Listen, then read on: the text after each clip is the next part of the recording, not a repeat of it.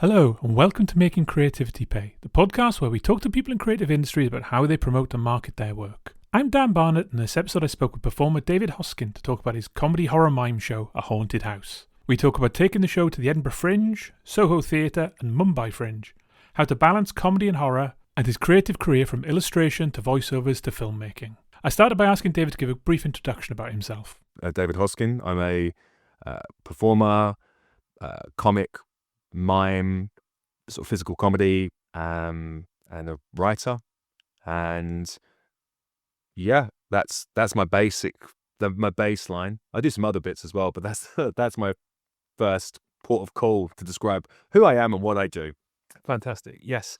And so you've got a show coming up at the Soho Theatre as part of the Soho Rising group. So I think during February there's 24 different acts, performers perform at Soho Theatre. And kind of a lot of people I speak to, as well as the Fringe, having a show at Soho Theatre is kind of one of their bucket lists, for one of a better word, one of the things they want to tick off on their career. I mean, how's it been for you? Yeah, that was also one of my goals from last year. So I took my show, A Haunted House, up to the Edinburgh Fringe, did the full run in 25, and I had 3 goals, one of which was try and get a couple of good reviews, which I managed to do despite forgetting to invite any press. So really, a really skillful move, and it pays dividends to sort of be nice to the team that you're working with at the venue you're at. Second was have a good time. Don't be weighed down, too stressed out by some of the things that come with the festival. And the third was hopefully try and get a date at Soho. So I managed to do that. My show's on the Friday the 6th. Yeah. So Yes. a couple of weeks time.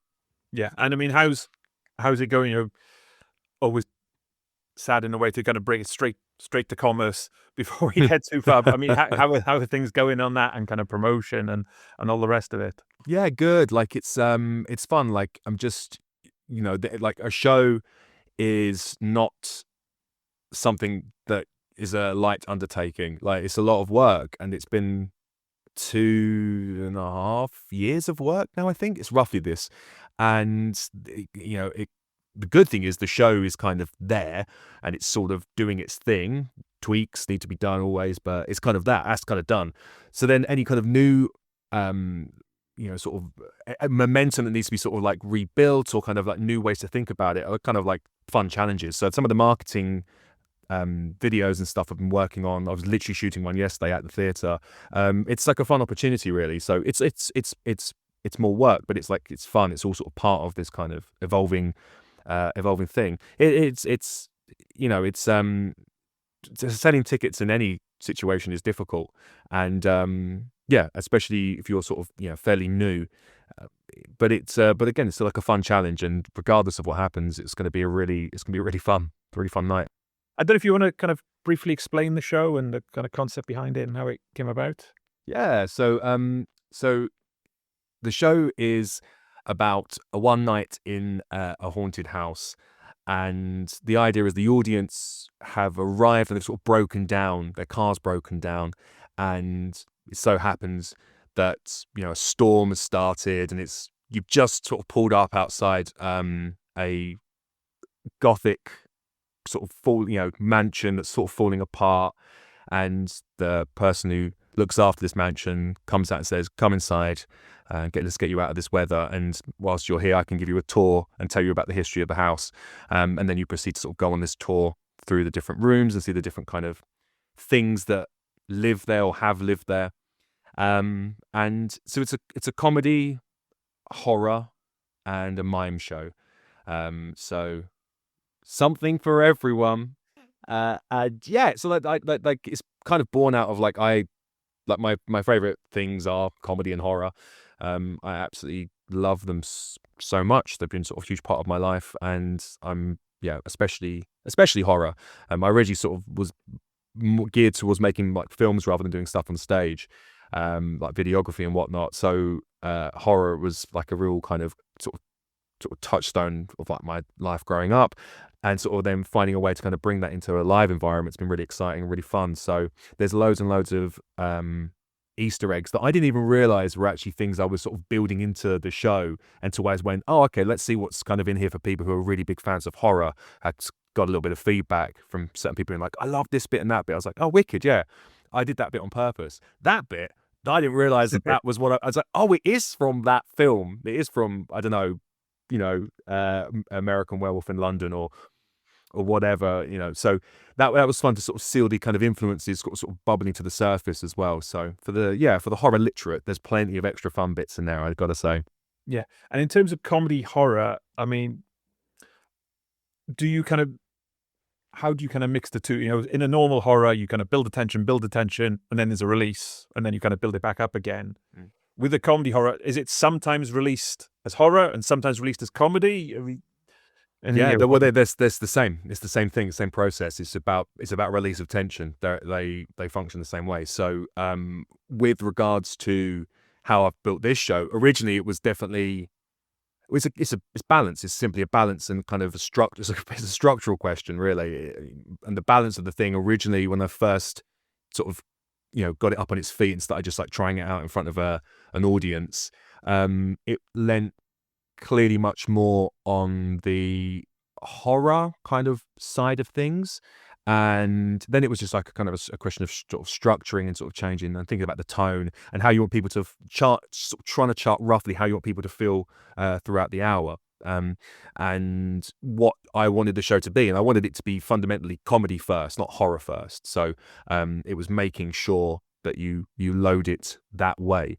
So even up until the start of the Fringe run, it was still just like shifting some things around and just leaning more towards it being about the comedy release.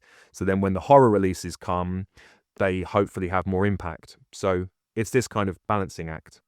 Normally, for a traditional kind of stand-up sort of hour, you might have several 10-minute bits that you kind of stitch together, and then that's your show. But when yours, is it possible to do that you can have 10 minutes of your show that you can kind of build and then you kind of stitch these together, or do you almost have to kind of build the whole thing first? Yeah, it's a really good question. So how I've managed to work, like find a way in which I work, is it's a sort of in combination, really. The best way to go and just test if stuff like lands is to go and do it with an audience, and then you just know to try again or to like swiftly kick whatever you've done as far away from you as possible. So sometimes it would be going with a little idea or a little, does this read on stage when it's kind of put into like a physicality or whatever, and then working out from that point. But in terms of like a wider story or even some of the kind of details, like they can be sort of done in a rehearsal room on my own or with someone sort of watching, just as like a sort of a friend or someone in a role like being a director. Likewise, also just writing as well. That also is something that can feed into the kind of the structure and the kind of flow of things. So it's a real mixture, but undeniably getting up and doing stuff on stage that are kind of meant to be the kind of core comedy bits, especially if it's stuff with an audience, like being involved in some way to make it move, stepping it away from it being sort of too theatrical and being it more in the room and being it sort of present. You got to be in the space with a comedy audience. So yeah, jumping on bills and doing that is the best way. So yeah.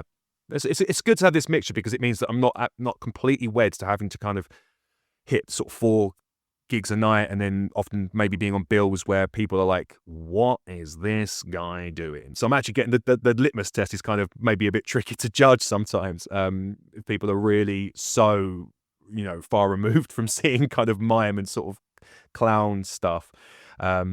There's no wrong with going out and trying it in those spaces, of course, but when building a show, sometimes you're like, right, I just need to get to this audience kind of gets this stuff. Does this make sense? And then I'll even be like, does that make sense? So yeah, this is how I found it's best to work. And obviously the Fringe was a few months ago now. So have you had to kind of get match fit again or kind of prep, or are you kind of so comfortable with it after doing it for a month that you can kind of just go straight back into it? I've been sort of like going over it in like more and more, like the closer I get to the kind of Soho date, like I'm starting to retread the steps a little bit more, and putting on the costume again yesterday for this kind of marketing stuff I was shooting. Like, it all felt like, here we go, back into the feeling of this and the tone of it and stuff. So I don't think it's totally dropped. I will be sort of like really rerunning it in quite some detail, because I'm sort of changing little bits and streamlining other bits. So it won't feel like a new show by any stretch for me, but I have to still be super sharp to make sure I'm like bringing the goods, delivering it. But yeah, I feel pretty fine about it. Even though it was a few months ago, it doesn't feel like that in the same respect. I finally caught up on my sleep, so I'm happy that has happened. Yeah. And so you kind of saying, kind of working on mixed bills and things like that. I was kind of interested now, if someone comes to see you at Soho Theatre, they've probably read the blurb, they kind of, to some extent know what they're getting, roughly speaking. But yeah, if someone sees you on a mixed bill, then that's difficult. But arguably, in a way, that's probably more like what you'd get at Edinburgh, where it is a bit more, some people take a punt and it's a bit more, when we're not totally sure what they're going to get. So I mean, that's how do you true. kind of manage those kind of different audiences? Some who are kind of used to stand up and that's kind of what their thing is, versus those who kind of are more kind of aware of the kind of stuff you do. So, in some respects, it's about like your relationship with the audience, and that sounds kind of a bit like wet, a bit whatever, but it is just comes down to that, and it's sort of, in some respects, it does not matter. That's why I kind of added a caveat with like the kind of doing these where you're appearing in a bill that you sort of maybe don't quite fit into. It's like kind of, well, you should make yourself fit into that in some respects by being good and sort of having a good relationship with the audience. That doesn't always work, but that's sort of having that kind of attitude and sort of care for the audience, because that's why I'm there, to be entertaining for them. Like, I'm sure I'm working out some ideas and some things that I need, but it's way more about them than it is me. So yeah, like in terms of different audiences, you kind of should be going with the same attitude, I think, anyway. Now the reality is that doesn't always pan out, of course. So having a horror category to this means people who love horror, even if they think it's super funny, will still have a great time. Yeah. So, I've really hedged it super well. Get on board if you like horror, because you're going to have loads of fun. And if you like sort of messing about and wigs and silly things like this, then it's going to land for you too. So yeah, it's just making, but ultimately it's just make sure you just really just deliver something for the audience that they're going to sort of enjoy and find, just that they come away sort of thinking like, that was a really fun period of time. And maybe if they think something else, that's also a huge bonus. But fundamentally, they've had a nice release and sort of forgotten all the rubbish that's going on outside of their lives at that moment, and just went on this kind of strange dream world. There's a tour through a kind of a mad old house. That's kind of it. So it's just trying to meet them at that point. Yeah. And so talking about the Fringe, I mean, how was the experience? Was that your first full run? That was my first full run with my with a solo show. I've been up before and done other shows, and I had like I did a load of work in progresses of A Haunted House 24, which was invaluable. So the free Fringe really, again proves to be such an incredible like place to go and try stuff out. And that was more amazing that people were coming to take a punt on that, I think, rather than someone going to this, to another sort of thing, like seeing it in assembly or whatever. Like, there's a certain amount of curation, obviously, that exists there. With Free Fringe, is a bit more like, you could be going to wild things or things that are an idea, one idea, and someone's just trying that one idea and seeing what happens. So that's a much more dynamic. Feels quite dynamic, actually, to say the least. It was about half the run I did there of Whips in 24, and then took the full thing up in 25 and did the whole, by the last Monday, did every date. And yeah, it was great. It was a really, really great experience. The team that I had around me were fantastic. Like, I can't speak highly enough of everyone I sort of encountered. I was part of assembly, and it was just great. Like, such a nice experience, and my tech was fantastic, and I was up there with some really cool friends, and it was just a really great experience. It's totally shattering, unsurprising. This is the standard stuff everyone says, but it was great. I struggle to fault it as a month of my life. It was a dream. I saw you did a trailer as well for the Fringe show. Yeah. That's always kind of difficult in that you don't have a comedian may have crowd work and bits they can put on so you can kind of get the vibe. I mean, did you find the trailer was useful to kind of, for people to kind of get, yeah, I can kind of see where this is going and kind of whether it's for me or not? Yeah, hopefully that was what was communicated, sort of the kind of tone of the thing and the kind of the horror comedy balance of it. And also it was just fun to make a really fun trailer that was like a mini horror movie where I inflated from like just a costume sort of lying on the floor, and then inflated and then sort of grew into the costume without my head, and my head was kept in a box, and I went and collected that, attached it, and they did a dance.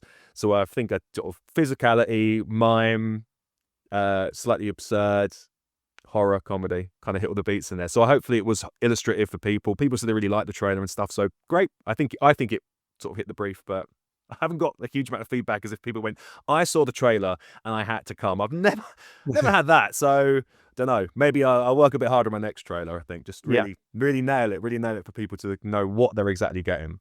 And you said you had interest in film and that kind of stuff, and obviously that kind of ties in. I mean, do you see yourself doing more of that kind of thing? Well, originally I wanted to be a film director. That was my kind of trajectory, and then it moved into sort of maybe like doing film work that was more in like an art gallery kind of context. So I to be honest, I don't know. I very much enjoy films and filmmaking still. I think it's great. A little bit more from the performing side these days, to be completely honest. But no, never say never. I was literally, as I said, yesterday making something at the Soho Theatre, and I was like thinking, I basically was just thinking on the fly how to quickly sort of stitch something together to make, something that was dynamic and felt kind of, in the spirit of the show, on a budget of £0 in a room with a torch and the lights off. And so I still enjoy it very much. As moving forward, I mean, I'm starting work on my next show already, and it will be fun when I cross the bridge of like, okay, so how do I put this into something that is a trailer, or like, the video, what's the video life of this thing? It's like how the idea talks to you in different ways, and so it's just another fun sort of creative kind of endeavor. So if more of that comes, it's sort of how the ideas talk. And so kind of away from trails and that kind of stuff, I mean, did you do much of the kind of groundwork of flyering and all the rest of it to kind of get people in? So I tried to strike a balance, knowing how taxing the Edinburgh can be, not just physically and financially, but also like how emotionally taxing it can be. And I, obviously you've no idea if it's going to be a good time. I'm not silly in this respect. So I decided early on to use some of the assistance that my venue provided me with regards to flyering.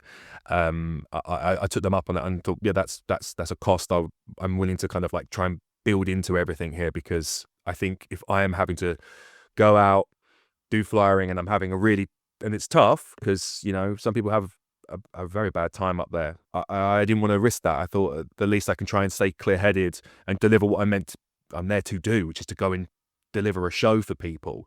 However, saying that, I then also decided when ticket sales are where they are, I if they're not quite threshold level what I like them to be at, I'll go out and I'll get flyering, which I did do as well. So I wasn't forced to every day have to go out and drill this. I had a little bit more flexibility, which was super, super useful. So so that's the kind of approach to it. And it was definitely the right thing to do, and we'll do that again, I think. Yeah. And what was your kind of elevator pitch to someone in the street to say, come and see my show? Comedy Horror Mime show. It's really good. Keep it simple. And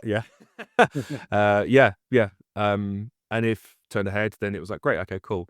And also, this is pretty common now, but like the comedy world has moved into ensuring that the sort of aesthetic of a show, the kind of the themes are reflected in the art and reflected in the costume and all of that kind of the theatre side of it. Basically, that's all got to sort of live and breathe, and ensuring you've got a good image is on your poster, on your flyer for your show that communicates what it is, and also is just like, you feel like happy and excited to share that and show it off. Like, that's super, super integral. And I was really fortunate to work with an old friend of mine who's an illustrator and graphic designer, Peter Kuznicki. Him and also Bektor, who took the photographs of my show, for my poster, should I say, they put something together that was just phenomenal. So that caught people's attention as much as my very short but to the point elevator pitch.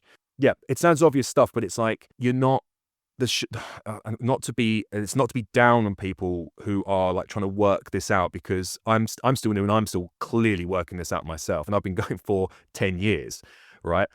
But when you see imagery of shows that just feels like it was done quickly, doesn't feel like it's not really quite telling you what it is, or what it seems to be telling you is like it's not quite clear what the voice is of the thing, or what maybe some of the ideas are, like who the person is. Like, it feels a little bit like sometimes a missed opportunity, especially if the thing is actually quite good, or it's a bit of a swing and a miss.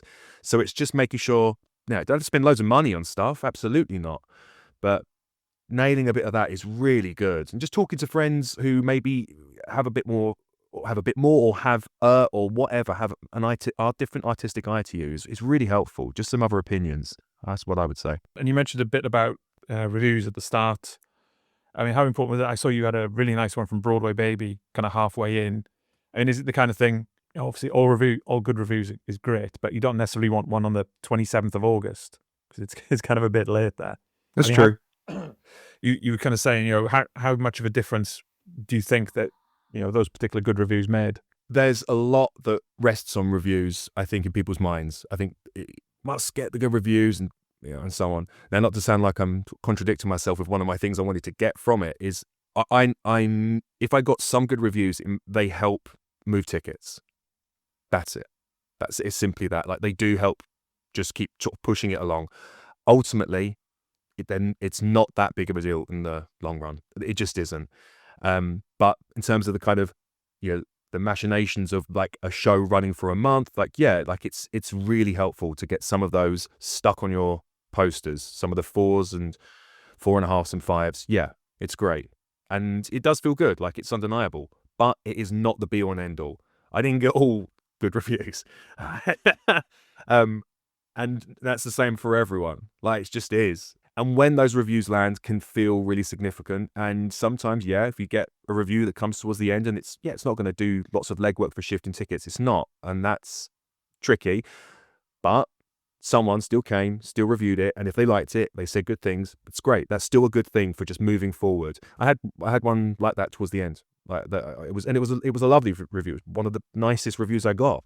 Maybe even landed after the Fringe. I don't know. But like, there's two sides to that. One is the machinations. The other is, they're lovely to get. They ultimately kind of don't matter so much, but it's so nice when people take the time to produce this and put words together, and you touch someone else in a different way. The review you mentioned was that. It was like such, so nice, the person who came and reviewed it, and we had a few conversations, like, and it really struck a chord with them, and that's wonderful. And it's so helpful for me to have that have that to help momentum move forward. Like, it's so amazing.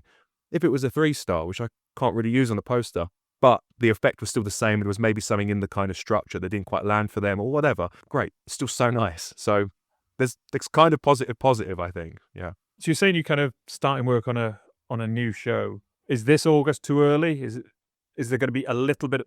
Are you going to go and do like a work in progress at Edinburgh, or is Edinburgh, is that a year out for that?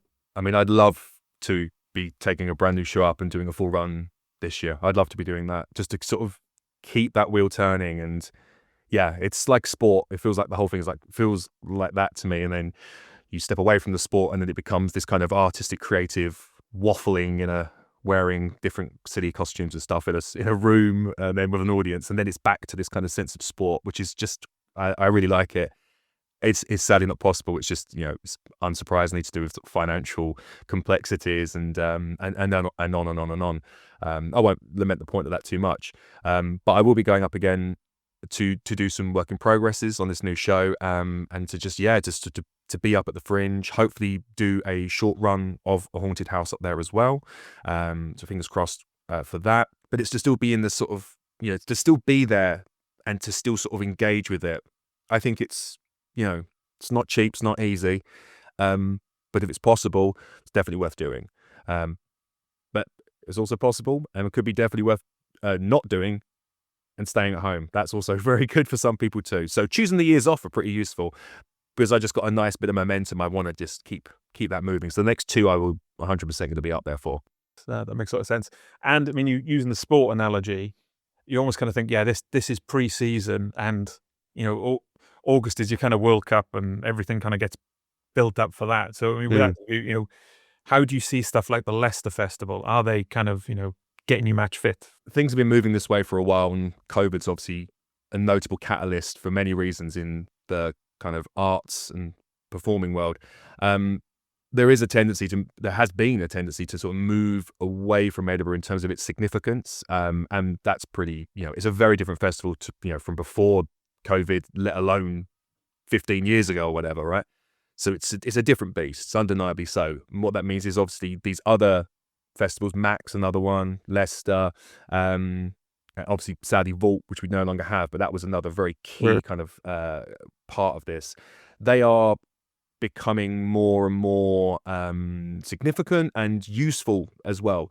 And it's good to have that slightly decentralized, maybe the wrong term, but at least move away from Edinburgh being the be all and end all. I don't think that's a bad idea. With the way that costs and complications are, and how the industry is changing and everything is changing in terms of sort of like how we consume sort of media and things like that, and has been changing over the last 10 years. It's not a bad idea if it becomes a little bit more maybe localized in some respects. It's okay. So something like Leicester can function incredibly well for, as you say, this idea of getting match fit. Or, say you have a show that you're super happy with, go and do 2 nights in Leicester, and there's an audience for it now. So this is again, it's all positive stuff, I think.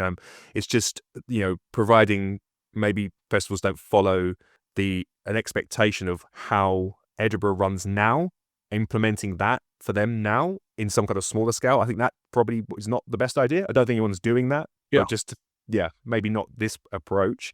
But I'm actually going to be going to Mumbai Fringe Festival. So it's the first time they're having a Fringe Festival run by the guys who do Prague. So that seems to be following, obviously that's going to be their model, as it were, which is, and I know people who've done Prague, and it seems like a nice kind of approach. It's sort of that fringe kind of skeleton of how they program and how they sort of build a kind of sense of community and network, and also just literally things like where the venues are. That's been sort of taken over to Bandra in Mumbai. So this is like a lovely development, and I think things like this will hopefully continue to happen moving forward over the next 10 years or so. Yes, I think there's always that kind of balance with Edinburgh. I think some people have said, it's almost like a kind of trade show, and so it depends on what you want to do. If you want to chat with the head of Radio 4 Comedy, then Edinburgh's kind of the place to go. If you've got a show that you're proud of and you want an audience, you could arguably do one festival a month across the year, and so you're not going crazy. It's not a big outlay, but you still scratch the creative itch. Totally, yeah. And it's like how you build up an audience as well. That's kind of it. Like, what do you want from what you're doing? Like, different goals with these things. So building up an audience is pretty useful as a live comedy performer in some guys, and going to the places and doing the thing there is the best way to do that. But if you're someone who's starting to branch out into things that are more online based, then it's a different approach for you. Could make sense to go and do a day at Edinburgh. Could make sense to never do Edinburgh. It's things are sort of changing quite a lot and have been for some time. I'm sure you've had many conversations with many people about this sort of thing. So yeah, it's that is what I think it is. And in terms of building an audience, I mean, looking at your social media stuff, I mean, relatively speaking, because some people are kind of like totally full on, it's relatively quiet. You're not posting.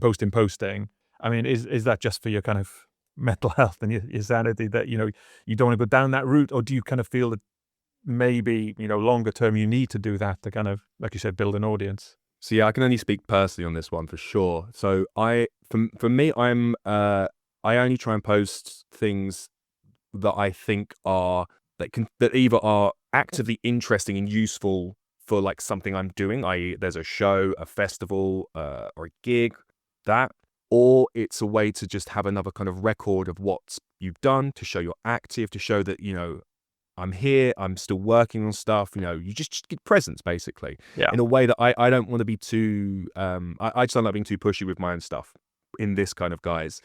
So I don't create loads of stuff for social media, really. And that is because I was mostly finding out what I wanted to do on stage. That's basically it. And then whilst I was really working on that and trying to understand that, this was when, like, simultaneously there was like a kind of building up of like Vines and then onto Reels and so on, TikTok. That was happening, sort of bubbling underneath, while I was like, I just need to be in a room and actually just be able to be on stage in front of people and be funny. So I kind of didn't want to overload myself. Now, it's a slightly different space, and some of the projects I'm going to be working on this year, not just this new live show, they will have to have more kind of online presence. And that's in a way that it's like good. It's actually, I'm quite up for it. So yeah, this will shift, but again, it's like for me, it's what the project kind of needs. I'm not going to go and start doing loads more extra social media stuff for my show outside of like a trailer and maybe a couple of marketing videos. It's just my approach, because I want live audience for that. Maybe I segment it too much. I don't know, but that's kind of where I'm at the moment. Let's see things maybe change moving forward.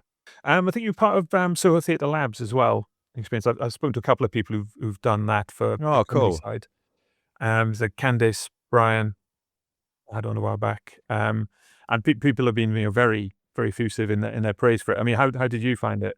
With performing, just to come back from like some study and stuff, and oh my god, all that, everything's up in the air. And I was very, very fortunate to be on that course. I'd already sort of put on an hour solo show previously. It was a little bit more theatre than it was comedy, so it's been amazing sort of working alongside those guys in, some of us are like more in the kind of alternative bonkers world, and some of the guys are, slightly in other areas of like comedy and performing, and a network around it that I find in the past sometimes when it's like this network and that and this community, and it's like, yeah, but like it's maybe a bit fluffy or a bit non-existent. And this one is slightly different. Like there is because it's Soho Theatre, I think that's kind of the obvious thing.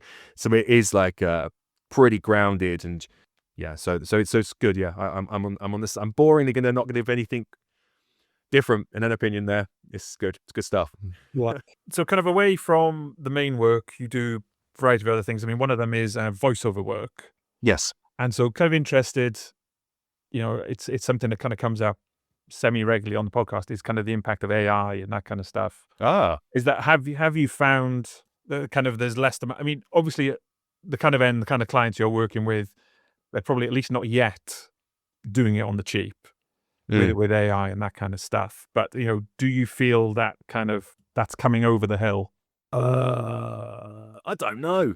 To be honest, because some of the jobs that would now be made AI, with regards to voice stuff, would be rubbish jobs anyway. Like, it's just like really low, not paid properly. And someone would be like, yeah, just put that on and do it out of an AI voice, like done.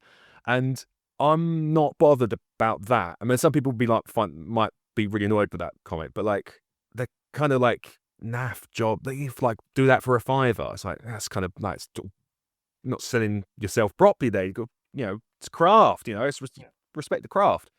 So fine, go and have a horrible AI voiceover, like whatever. And I don't think that necessarily means that becomes a trend across the board, because there's loads of different places that need sort of that, this type of performance work. Like, so it's not a foregone conclusion.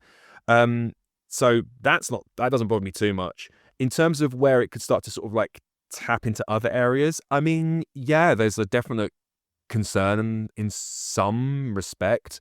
I try not to think about it too much. I just try to think about doing the best job that I can do with any of the stuff that I do, because otherwise I'll just get probably a bit too overloaded. You get a bit sort of, do you play board games?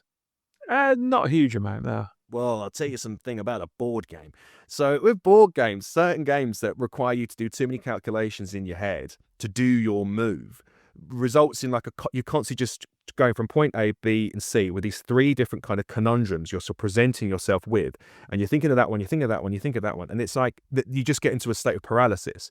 So if you just think about like AI could be doing this and I could be doing that, and there's other people in the industry are doing so well, and there's always this and all these things, and I don't know, and I feel ill, my leg hurts, like then it's just you're in a state of analysis paralysis, like nothing ever gets done. So I think about it in as much that if someone says, we're going to take your voice and sell it for AI, I go, no, I'm good. Unless you pay me like £5 million. And even then, I'll weigh that up in the moment.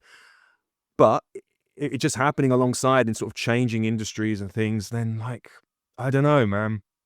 I don't know. Like, it doesn't, you've got to be fully sort of embracing it in kind of crazy ways where you sort of become part AI in your own brain. But it doesn't, but at the same time, it is one of those things that is here and will sort of do its thing. So we just have to see. I just want to make the best, in terms of like art and stuff, like it's still, yeah, it's not going to shift some of those areas of like art, especially in the live environment. That's that, like, I know AI doing mime. Yeah. Although Boston Dynamics are getting pretty close, so maybe I'll be eating my hat. I'll be eating my mime hat later on. Thank God it's not physical. I guess if you have to eat a hat, it's the best kind of hat to eat. Hell yeah. I'll eat everybody's mime hat. I don't mind. And your mime pants. Whoa. You haven't washed in how long? I don't care. I'll eat it. I don't mind. It's mime. So, noticed in the background you got a copy of Chaff. Yeah. I was going to see that you've got a bit on there, haven't you? Yeah, I was in that. Yeah. That's nice. I think it's amazing that someone's made a lovely hard copy comedy zine. I think that's super, super cool. Lovely. Yeah. It's 2 people, isn't it? It's Will and Amber. Yeah, Amber. I think that's amazing. I was just very happy. That was my old days of being doing illustration and drawing and stuff. And I was like, I'll put something in, see if they like it. Yeah. And it was a ghost having a cigarette with a Wi-Fi signal coming out of its bare ass. And that's what they chose. It shows they are people of taste. I think it's lovely that a nice hard copy zine's been made. Yeah. Yeah. Pretty cool. A lot of work. A lot of work. We had Zoe on from LMA Onays. Got to get that right. Probably a while back, and that was nice. That went from newsletter to like a physical thing. And so yes, it's a completely different way of kind of consuming it, and it's kind of nice sometimes to just have that. Yeah, they become a little bit special, things like that, especially when so much is digital and blah blah blah. The world we live in. So the hard copy thing's great. Like it sort of really shines, and if people like it, and you can monetize if you want to monetize. If you monetize it in a way that sort of makes sense, people will pay for it. Like they will. Like people still want things. Value is more complex than just posh car. Do you know what I mean? Like there's a bit more going on with how we value things. So lovely to have a nice object. Yeah. Yeah. It's interesting you're saying about illustration there and your filmmaking. I mean, it's a kind of common theme that it's not so much you want to be X, you want to be creative. For someone, I'm a numbers guy. I'm not hugely kind of artistic or creative, so it's kind of different for me. It's been interesting to kind of see that, most people don't have a specific thing. They just want to express in a variety of ways. And kind of have you always kind of been like that? Yeah. I mean, no, I have. That comes with its own kind of trickiness sometimes, because you can just, it was Will Self calls it in his writing. Will Self calls it everything itis, like putting every single thing you possibly can into a book. It's not quite the same thing for what I'm describing, but there is a sense of like wanting to do everything, and that's fine. That's fine. So like being a bit too broad, like I definitely was when I was younger, was great to get a sort of like a little taste, a little tapas of different stuff. But then when it was like sort of like, okay, right, you want to do some of this stuff like it's going to take a long time, and then it becomes more of like a kind of a craft approach to things. I have to force myself to then refine, make sure that chair can be sat on, not just do a mad drawing of a chair that does time travels or whatever. So that's the part I have to force, but otherwise it's just this constant sort of flow. Like I don't really have a say in it. Blank walls and silence is what I wish I was into. I'm very happy that this is the way, but it's just a little bit, can be a bit consuming, I think, sometimes in my mind. So just spend some time on the craft. That's the bit that's hard. Work on that. So yeah. Absolutely. And so you do some coaching work as well, and we've had some people on before who kind of do more physical kind of comedy, and they were talking about, which I thought was really interesting, how it kind of helps just, people in stand-up, even if stand-up isn't kind of seen as physical, you're obviously there as a physical being, and everything you do will impact on kind of how a joke lands or how it's presented and all the rest of it. I mean, have you found the kind of non-theatre movement people have kind of found those kind of things useful as well? Yeah, and like I run like workshops as well as like working one-on-one with people. I haven't sort of worked with someone from just doing like sort of like regular stand-up for a little while now. Not in the kind of rehearsal space or so on. But when I have done in the past, like I really, really like it. I find it like, very interesting because it's like, especially if like a stand-up has like found their voice or is like, this is coming, is something's happening here, then it's like, cool, they're not having to worry about that too much. That's kind of sort of there. So then it's like, all right, let's see how you can open up in different ways and have some fun. And, the power of like telling a story with your body is great. Like it's so exciting and so liberating and makes you and if it's something you connect to as a performer, then that's brilliant. Like what a tool to have as part of kind of your arsenal. As someone who's good at sort of like, even just doing puns, someone who's really good at puns, and they sort of somehow can sort of bring a physicality into like, it's just wonderful. So I'd like more. I like to work with more people in this way, to be honest. But yeah, it's great. It is a performance, of course. And this doesn't mean everything has to be kind of, big and bombastic and dramatic. No, not at all.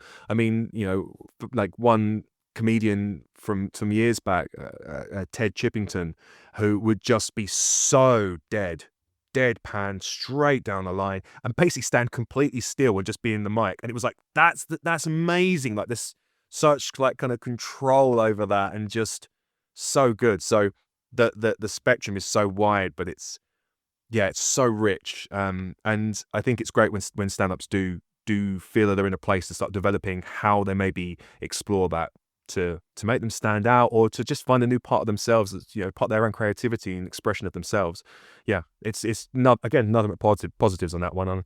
I'm hopefully working with someone actually who's moving away from just doing kind of regular stand-up. That sounds harsh, I don't mean this, but stand-up, person with a mic going dum, moving into something that has a little bit more theatre, or a little bit more kind of body in it, and a bit more kind of play. So I'm crossing my fingers and that we're going to be working real soon together. Thanks to David for coming on to the podcast. You can find out more details about where to find David online and live in the show notes. If you enjoyed this, check out our other episodes with a variety of comedians, musicians, authors and others in creative industries talking about trying to make creativity pay. Thanks for listening.